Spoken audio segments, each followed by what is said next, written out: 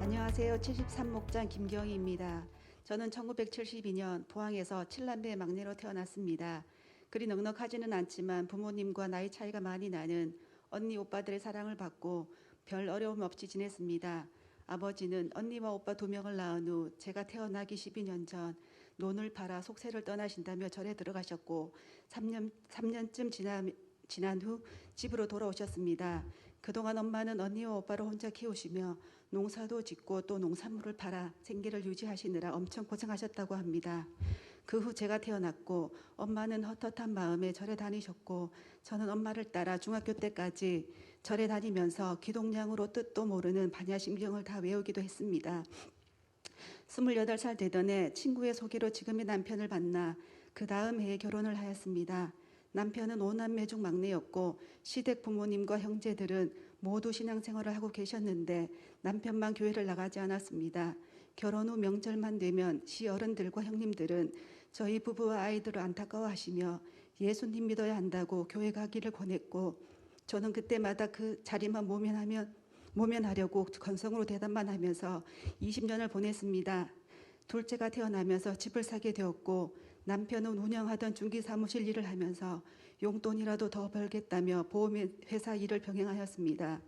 기업을 상대로 하는 보험 영업을 하다가 큰 빚을 지게 되었고 생활이 어려워지면서 5년 만에 다시 집을 팔고 월세로 이사를 갔습니다. 집안이 어려워지니 아들은 대학 진학을 포기하고 집안을 돕겠다면서 고3 2학기 때 학교 소개로 동원산업에 취업이 되어 참치 선망선을 타게 되었습니다. 이름도 생소한 코발루라는 나라에 비행기로 3일이 걸려 가게 되었습니다. 그렇게 3일이 걸려 낯선 나라에 도착한 아들은 며칠 후 너무 힘들다며 돌아가고 싶다며 연락이 왔고 저는 어떻게 할지 몰라 막막해서 학교로 연락을 했고 선생님은 회사와 1년 계약을 쓰고 간 상태라 한 사람 때문에 몇백 톤 되는 큰 배를 돌릴 수 없고 만선이 되어 돌아오더라도 서너 달이 걸린다고 했습니다. 회사 측의 입장은 충분히 이해하지만 너무 힘들어 차라리 바다에 빠져 죽고 싶다는 아들의 말에 아무것도 해줄 수 없는 현실에 엄마로서 무능함과 죄책감으로 억장이 무너지고 죽을 것 같이 힘이 들어 눈물만 흘렀습니다. 막막한 상황과 현실에 부딪히니 시댁 식구들의 간절한 전도에도 한 번도 생각해 본 적 없고 늘 밀어내기만 했던 하나님이 생각났고 지푸라기라도 잡는 심정으로 거실 바닥에 꿇어앉아서 하나님 정말 살아계신다면 제 아들을 살려달라고 한국으로 안전하게 하루빨리 돌아올 수 있게 해달라고 기도했습니다. 그래도 마음이 진정되지 않고 힘이 들어 집 앞에 있는 교회로 무작정 달려갔습니다. 6명 정도 모여 예배를 드리는 작은 교회였고 목사님께서는 30년 목회 생활 중에서 자기 발로 온 사람은 처음이라며 반겨주셨습니다. 그렇게 교회에 나가기 시작했고 기도하며 예배를 드리기 시작한 후 20여일 만에 정말 기적같이 아들이 무사히 건강하게 집으로 돌아오게 되었습니다. 저는 하나님이 살아계시고 내 기도를 듣고 계신다는 것을 경험하게 되었습니다. 너무 감사한 마음이 들었고 하나님을 더 알고 싶어졌습니다. 그래서 성경책을 사서 창세기부터 읽기 시작했고 너무 재미있게 읽다 보니 요한계시록까지 다 읽게 되었습니다. 성경을 읽으면서 하나님을 더 알고 싶고 말씀을 배우고 싶다는 마음이 커져갈 때쯤 코로나로 인해 영상으로 예배를 드리게 되었습니다. 영적 갈증은 점점 커져갔고 신앙생활에 도움도 받고 함께 신앙생활을 할 수 있는 동역자가 있는 곳으로 인도해달라고 간절하게 기도하며 교회를 찾게 되었습니다. 그러던 중 제가 일하고 있는 식당에 자주 식사를 하러 오시던 김순애 집사님께서 목장 모임을 한다며 오셨습니다.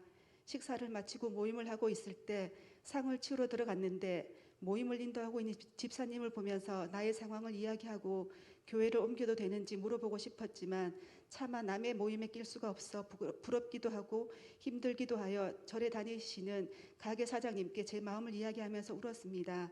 그리고 며칠 후 가게에 오신 집사님은 우리 가게 이모가 교회를 찾고 있는 중인데 너무 힘들어하니 한번 만나달라는 가게 사장님을 부탁을 받았다며 내일 일을 마치고 30분 정도 이야기를 들어보고 결정하라고 하셨습니다. 저는 송도에 있는 교회에 3번 나갔고 목사님까지 만났기에 그쪽으로 가야 할 것 같다고 말씀은 드렸지만 집사님의 이야기를 들어보고 싶어서 알겠다며 약속을 했습니다.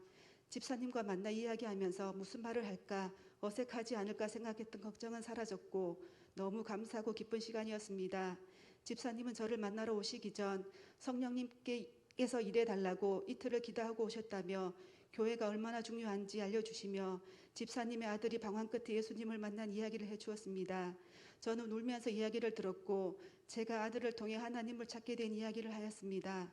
집사님은 제게 예수님을 믿냐고 물었고 저는 잘 모르겠다고 했습니다. 예수님을 믿는다는 것이 무엇인지 들어보고 자신의 상태를 확인해 보라고 하셨습니다. 하나님은 살아계시고 그 하나님이 나를 창조하신 분이시며 그런 하나님을 밀어내고 하나님을 떠나 제가 주인 되어 살아온 것이 죽어 마땅한 죄라고 했습니다. 이런 나를 위해 예수님이 십자가를 지셨고 회개하고 예수님의 사랑을 믿음으로 받아 주인의 자리를 돌려드리고 내 인생을 하나님의 뜻과 말씀대로 살며 이 땅에서 살지만 하나님의 자녀로 하늘을 바라보며 다시 오실 예수님을 준비하며 살아가는 것이 예수님을 믿는 것이라고 말씀해 주셨습니다. 모든 사람이 죄를 범하였음에 하나님의 영광에 이르지 못하더니 로마서 3장 23절 또한 그들이 마음에 하나님 두기를 싫어하며 하나님께서 그들을 그 상실한 마음대로 내버려 두사 합당하지 못한 일을 하게 하셨으니 로마서 1장 28절 아멘. 1년간 교회를 나갔고 말씀을 들었지만 이런 복음은 처음 들었고 제가 살면서 지은 죄를 죄라고 생각했기에 하나님을 밀어내고 외면하고 내가 주인 되어 살아온 것이 죽을 죄인 제 모습을 돌아보게 되었고 하나님을 믿을 수 있는 기회가 20년 동안 있었지만 계속 무시하고 밀어낸 제 모습을 돌아보니 정말 죽을 죄인이었다는 사실이 인정되어 가슴이 타들어갈 듯 아팠고 죄스러움에 눈물이 하염없이 흘렀습니다. 이런 저의 무지함에도 불구하고 집사님을 보내셔서 복음을 듣게 하시고 회개하고 돌이킬 수 있는 기회를 주신 하나님의 사랑에 너무 감사했습니다. 교회 안에서 평생을 살다가 주님 앞에 섰을 때 하나님께서 나는 너를 도무지 알지 못한다고 하는 인생이 세상에서 가장 불쌍한 인생이라는 집사님의 말씀이 남의 이야기가 아닌 제 이야기였습니다. 1년 동안 교회만 왔다 갔다 하는 종교인이 바로 제 모습이었던 것입니다. 집사님은 고넬료가 하나님을 경외하며 살아가는 것을 보시고 베드로를 보내신 것처럼 경희 자매가 하나님을 너무 사모하니 믿지도 않는 가게 사장님을 통해 나를 보내서 예수님을 전하게 하신 것 같다며 이 일은 정말 하나님께서 하신 일이라고 하셨습니다. 그렇게 2시간 정도를 집사님과 이야기를 한 후 집사님은 다음 주 예배 와서 목사님 설교 말씀을 들어보고 교회를 결정하라고 하셨습니다. 집에 와서도 계속 마음이 감격되었고 감사한 마음에 주일이 기다려졌습니다. 그날 밤 사고를 당해 피를 철철 흘리는 남편을 보고 어찌할 바를 몰라 밤새 통곡하는 꿈을 꾸었고 하나님께서 교회 옮기는 것을 원하시지 않는가라는 생각에 마음이 심란했습니다. 그러나 내색하지 않고 다음날 집사님과 목장 식구들과 함께 가디너스에서 커피를 마시며 시간을 보냈고 또 교회 이곳저곳을 구경하였습니다. 이곳에서 주님을 섬기면 너무 좋겠다는 마음이 들었습니다. 그런데 그날 밤 또 같은 꿈을 꾸었고 왜 이런 꿈을 자꾸 꾸게 될까 집사님께 물어볼까 생각하다 그냥 넘어갔지만 꿈이 계속 마음에 걸렸습니다. 이틀 후 처음으로 참석한 목장 모임은 너무 따뜻했고 간절히 사모하며 기도한 대로 함께 신앙생활할 수 있는 영적 가족을 주신 것 같아 감사했습니다. 주일 아침 집사님은 저를 태우러 오셨고 코로나로 비대면 예배 중이지만 새 신자는 본당에서 예배 드릴 수 있다고 해서 집사님과 같이 본당에서 예배를 드렸습니다. 지극히 크신 하나님 앞에 서라는 목사님의 말씀을 마음으로 받게 되었고 그 자리를 사모하며 일어서서 결단의 기도를 드렸습니다. 말씀을 들으면서 꿈 생각이 났고 사단이 나를 은혜의 자리로 못 오게 내 마음을 흔들어 놓으려고 그랬구나 라는 마음이 들어 이 자리로 인도해 주신 주님의 은혜에 벅찬 눈물이 났습니다.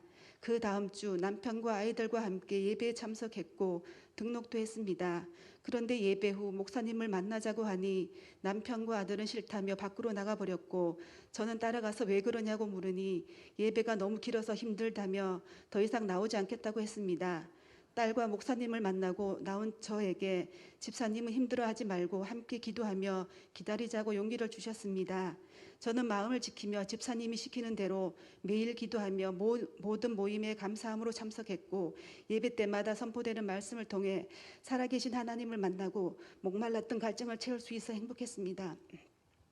복음 이 책으로 양육을 받으며 다시 복음 앞에 서게 되었습니다.